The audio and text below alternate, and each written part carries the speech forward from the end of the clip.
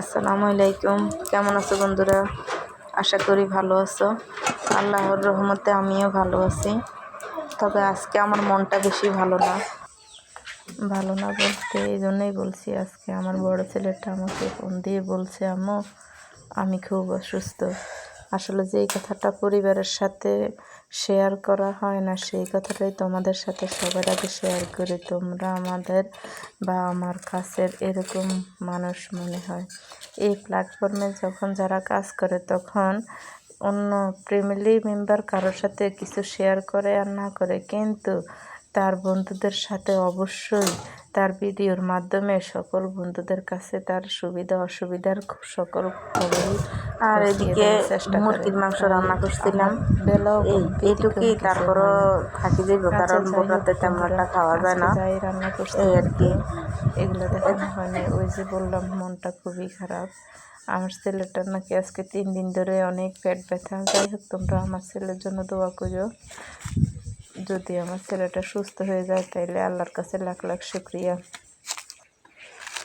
আচ্ছা, যাই হোক ভাই, আল্লাহর কাছে শুক্রিয়া জানাই, আর তোমাদের কাছেও দোয়া চাই যে আমার ছেলের জন্য তোমরা সবাই দোয়া করো। ওই যে আজকে সংসারে কোনো কাজ কাম যাই করছি, কিছুইতেই মন বসতেছে না। তাই এদিকে আমি ওই যে কলমা গাছ লাগাইছিলাম, কিছু কামরাঙামরিচ গাছ লাগাইছি যাই লাগাইছি, পানির অভাবে এগুলো একটু শুষ্ক হয়ে আছে। বলছি না, রোজা থাকে, এখন কোনো কাজই তেমন একটা করতে ভালো লাগতেছে না। তারপরে ওই মিষ্টি কুমড়াগুলো ধরছিল, এটাই তোমাদের সাথে দেখাইতেছি। ভালোই ধরছে। এখন রোজা দেখেই কিছুই খাওয়া যায় না। আমি 2টা কামরাঙামরিচ গাছ লাগাইছিলাম, এগুলো গাছের সাপে চিপি গেছে, মানে কেমন জানি হয়ে গেছে, জিংলা ধরে গেছে। তারপরে কয়েকটা কামরাঙামরিচ ধরছে। এই এখন শাক সবজি সব কিছুই আছে। এবার বন্যার পরে মানুষ অনেক সবজি গাছ লাগাইছে, অনেক শাক সবজি অনেক ফলন হয়েছে। যেমন ধরো এই টমেটোগুলোই 10 কেজি ডাকে 100 টাকা, আর কখন আমরা এই টমেটোগুলোই খাইছি 1 কেজি 300 টাকা 200 টাকা।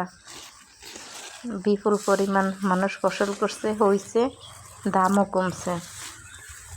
এরকমভাবে আমরা সবাই আশা করি যে আমরা ভবিষ্যতে প্রত্যেকেই সব নিজ নিজ আঙ্গিনায় কিছু না কিছু লাগানোর চেষ্টা করব। এতে কি হবে, শাক সবজিও ফলন বেশি হবে, দামটাও কম থাকবে। যারা আমরা কিনে খাইতে পারি না, তারাও কিছু কিছু কিনে খাইতে পারবো, মানে অল্প দামে যাতে ক্রয় করতে পারি, এইটাই আর কি।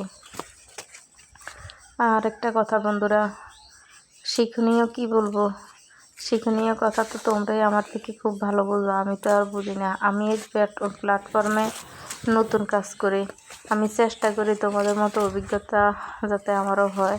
তোমরা দোয়া করো, আমি চেষ্টা করি যে আমারও অভিজ্ঞতা যাতে বাড়ে, আমিও যাতে ভালো ভালো ভিডিও নিয়ে তোমাদের সামনে আসতে পারি, ভালো ভালো অনেক কাজ উপহার দিতে পারি, যাতে এইগুলা দেখে তোমরা আমাকে উৎসাহ দিতে পারো বা তোমাদের ভালো লাগে। তো কে কোথায় থেকে দেখছো আমাকে অবশ্যই কমেন্টে একটু জানাইও। বলছি না, আমার কেমন জানি ফাঁপড় লাগতেছে। আমার ছেলের কথাটা শুনে আমার কলেজের ভিতরে কেমন জানি শুকাই গেছে।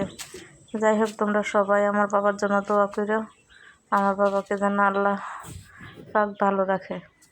এবার লিচু গাছে অত্যন্ত ফুল করছে বন্ধুরা, কিন্তু লিচু গাছে ফুল করছে ঠিকই, এতটা লিচু ধরে নেই যতটা ফুল করছে। ফুলগুলো কেমন জানি জ্বলে গেছে মনে হয়। আম গাছও এবার বিপুল পরিমাণ ফুল করছে, কিন্তু টিকে নাই, জ্বলে গেছে। জ্বলে যাওয়ার কারণে ফল কম। এটা লিচু গাছ, কলা মোয়ার ভিতরে পড়ে গেছে, তাই এই অন্ধকার অন্ধকার লাগে।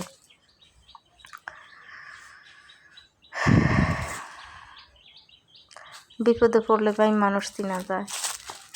আমি সুখে আছি সেটাও বলবো না, আমি দুঃখে আছি এটাও বলবো না, আমি সুখ দুঃখের মাঝামাঝিতে আছি। কখনো যদি তোমরা আমাকে কমেন্ট করো আর কমেন্ট বক্সে আমার সুখ দুঃখ কিছু জানতে চাও, তাহলে অবশ্যই এটা তোমাদের সাথে আমি শেয়ার করব। তো আজকের মতো এই পর্যন্তই। তোমরা সবাই ভালো থাকো। আল্লাহ হাফেজ।